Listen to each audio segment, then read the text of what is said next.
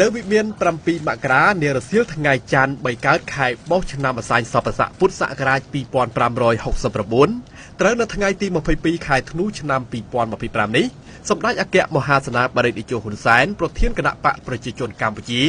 បានអនុញ្ញាតឲ្យឯកឧត្តមសាស្ត្រាចារ្យស៊ីជុនតាវអនុប្រធានប្រតិបត្តិសាលាបកនៃគណៈកម្មាធិការមជ្ឈិមបកកុម្មុយនីសចិន CCPS និងសមាជិកគណៈកម្មាធិការមជ្ឈិមបកកុម្មុយនីសចិនអាណត្តិទី20ចូលជួបសម្ដែងការគូសំនិងពិភាក្សាការងារឯកឧត្តមជាធិរិទ្ធអ្នកនាំពាក្យគណៈបកប្រជាជនកម្ពុជាបានឲ្យដឹងនៅក្រោយជំនួបថានៅក្នុងជំនួបនេះសម្ដេចតេជោហ៊ុនសែនបានស្វាគមន៍ចំពោះឯកឧត្តមស៊ីជុនតាវនិងគណៈប្រតិភូដែលបានអញ្ជើញមកបំពេញទស្សនកិច្ចនៅព្រះរាជាណាចក្រកម្ពុជានៅពេលនេះការអញ្ជើញរបស់ឯកឧត្តមមកកាន់កម្ពុជានៅពេលនេះគឺតបតាមការអញ្ជើញរបស់សម្ដេចតេជោក្នុងពេលដែលសម្ដេចបានអញ្ជើញទៅបំពេញទស្សនកិច្ចនៅប្រទេសចិនកាលពីខែធ្នូឆ្នាំ2024កន្លងទៅសម្ដេចតេជោបានបន្តទៀតថាវត្តមានរបស់ឯកឧត្តមស៊ីជុនតាវមកកាន់កម្ពុជានៅពេលនេះជាឱកាសនៃការពង្រីកទំនាក់ទំនងបន្ថែមទៀតនៅក្នុងក្របខ័ណ្ឌទំនាក់ទំនងកម្ពុជាចិនរួមទាំងកិច្ចសហប្រតិបត្តិការរវាងគណៈបកប្រជាជនកម្ពុជានិងបកកុម្មុយនីសចិននៅក្នុងឱកាសនោះឯកឧត្តមស៊ីជុនតាវបានសម្ដែងនឹងការអរគុណចំពោះសម្ដេចតេជោប្រធានគណៈបកប្រជាជនកម្ពុជាដែលបានអនុញ្ញាតឲ្យឯកឧត្តមនិងគណៈប្រតិភូបានចូលជួបសម្ដែងការគូសពនៅពេលនេះឯកឧត្តមបានរំលឹកអំពីទំនាក់ទំនងដ៏ល្អរវាងកម្ពុជានិងចិនដែលមានជាមួយគ្នានៅពេលបច្ចុប្បន្ននេះដែលជាកិច្ចសហប្រតិបត្តិការមួយដ៏មានភាពជិតស្និទ្ធរវាងប្រទេសទាំងពីរ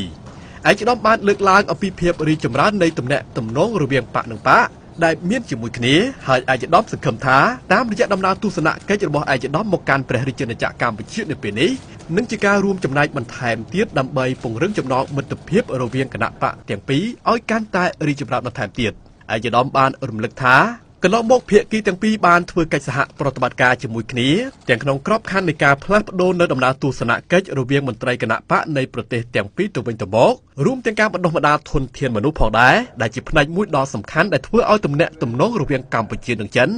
និងរវាងគណៈបកនិងគណៈបកកាន់តែមានភាពជិតស្និទ្ធសម្ដេចតេជោហ៊ុនសែនបានសម្ដែងនូវក្តីរីករាយចំពោះកិច្ចសហប្រតិបត្តិការដ៏ល្អរវាងគណៈបកនៃប្រទេសទាំងពីរដែលមានជាមួយគ្នាហើយសម្ដេចតេជោសង្ឃឹមថាកិច្ចសហប្រតិបត្តិការនេះនឹងកាន់តែរឹងមាំបន្ថែមទៀតដោយធ្វើយ៉ាងណាឲ្យភាគីទាំងពីរបង្កើននូវកិច្ចសហប្រតិបត្តិការនិងការផ្លាស់ប្ដូរទស្សនកិច្ចមន្ត្រីទៅវិញទៅមកនិងការបណ្ដុះបណ្ដាលពង្រឹងធនធានមនុស្សរវាងគណៈបកនៃប្រទេសទាំងពីរ